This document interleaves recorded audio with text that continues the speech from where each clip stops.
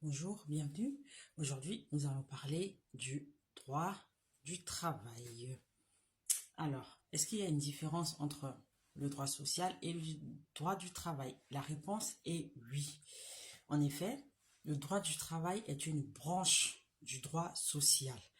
Et donc, le droit social comprend le droit de la sécurité sociale, le droit de l'emploi et le droit du travail. Donc, nous allons brièvement expliquer ces trois droits euh, de façon à avoir une petite idée sur ce que ça recouvre. Alors, donc, il est vrai que ces trois domaines se retrouvent souvent imbriqués, d'où la confusion qu'il peut y avoir à parler du droit du travail à la place du droit social, etc. Donc, commençons par ce droit de sécurité sociale. Donc, c'est un droit qui régit la protection sociale des personnes contre les risques sociaux. Donc, il organise toutes les assurances sociales qui permettent de remédier aux pertes de revenus professionnels. Donc, le droit de la sécurité sociale est un droit extrêmement technique.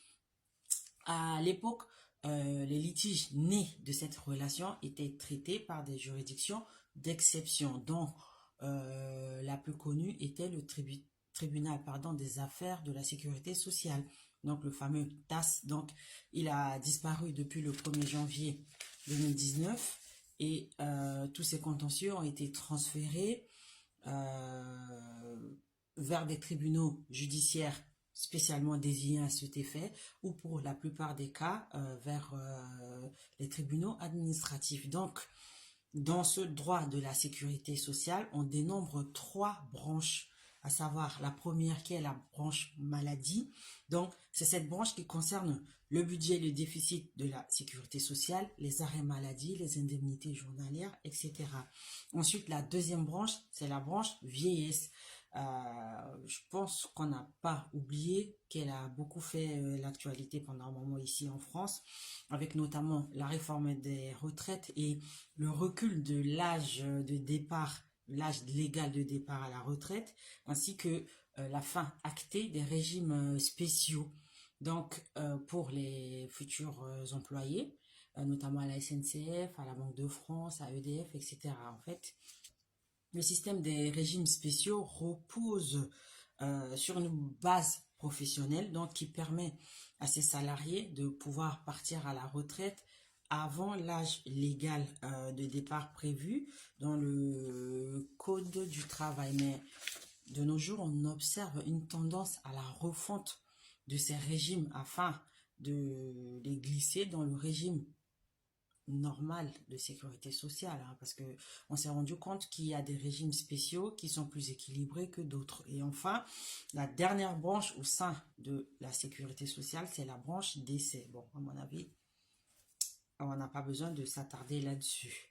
Ensuite, le deuxième droit que contient le droit de la sécurité sociale, c'est le droit de l'emploi. Donc, à l'origine, c'était une branche justement du droit du travail, donc qui a aussi pris son autonomie. Donc, l'idée de départ au lendemain de la Révolution française, c'était que tous les citoyens avaient le droit à l'emploi. Donc, il a coïncidé avec la rédaction de la Déclaration des droits de l'homme et du citoyen de 1789, ainsi que le préambule de la Constitution de 1946. Donc, dans cette branche, on trouvait l'assurance chômage. Et donc, la réforme de l'assurance chômage a fait couler beaucoup d'encre en France dernièrement à travers des manifestations, notamment parce que cela a introduit une modulation dans la perception, donc le montant des indemnités ainsi que la durée pendant laquelle un salarié involontairement privé d'emploi pouvait percevoir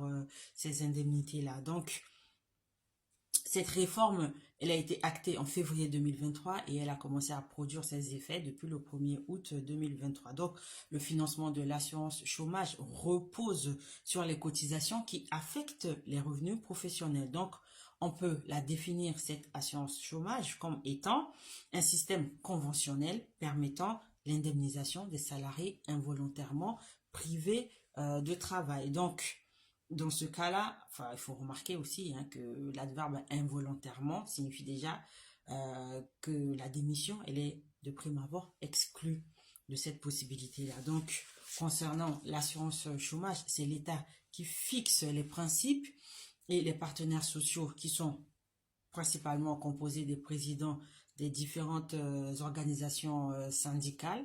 On fixe les modalités par voie de convention. On peut notamment citer par exemple les problèmes concernant l'assurance chômage des intermittents du spectacle. Et enfin, le troisième droit qui constitue le droit de le droit social, justement le droit de la sécurité sociale, on peut le dire, c'est le droit du travail à proprement parler. Donc, il faut remarquer que ce droit a évolué dans le temps, dans la mesure où, à l'époque, il n'existait que le contrat de travail, c'est-à-dire il n'avait pas de limitation par rapport à la durée du travail ou au congé payé. Et on parlait à cette époque-là du pouvoir patronal. Mais petit à petit, les choses ont commencé à évoluer et il fallait trouver des moyens permettant de contrebalancer en fait ce pouvoir du patron avec la répartition collective des salariés. Donc, le contrat de travail, c'est un contrat assez particulier dans la mesure où il est caractérisé par le lien de subordination. Donc, encore une fois, on observe de plus en plus une tendance à limiter ou à contrôler ce lien de subordination, c'est selon les secteurs, hein, pour pouvoir maintenir un certain équilibre entre employeurs et salariés. Donc, c'est notamment le cas en ce qui concerne l'accident de travail qui survient pendant le temps de travail ou de maladie professionnelle qui peut être définie comme étant des maladies qui résultent de l'exposition à certaines conditions de travail. Voilà, donc lorsqu'un salarié est victime d'un accident de travail ou d'une maladie professionnelle, aujourd'hui, en fait, l'employeur ne peut plus simplement prendre acte de la rupture du contrat de travail, dans la mesure où il ne peut pas invoquer un cas de force majeure avec ces trois caractéristiques, c'est-à-dire un fait qui est imprévisible, qui est insurmontable et qui est étranger justement à la personne qui l'invoque. Donc, à ce moment-là, lorsque survienne un accident de travail et ou une maladie professionnelle, l'employeur est obligé de procéder au licenciement du salarié avec ce qui va avec comme indemnité de licenciement ou indemnité de préavis. Donc voilà, ça ce sont les grandes évolutions concernant le droit du travail.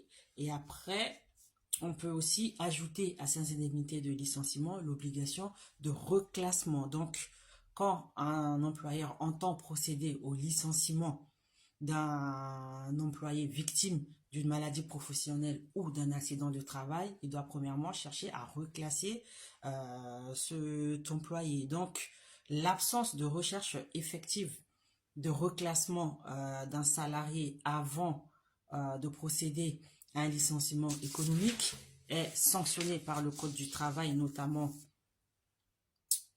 qui va entraîner ce licenciement, qui va le considérer comme étant sans cause réelle et sérieuse. Donc, cette disposition est contenue à l'article 1232-1 du Code du travail. Voilà, c'était tout pour aujourd'hui. Si vous avez des questions, n'hésitez pas à visiter notre page et à bientôt pour une nouvelle vidéo.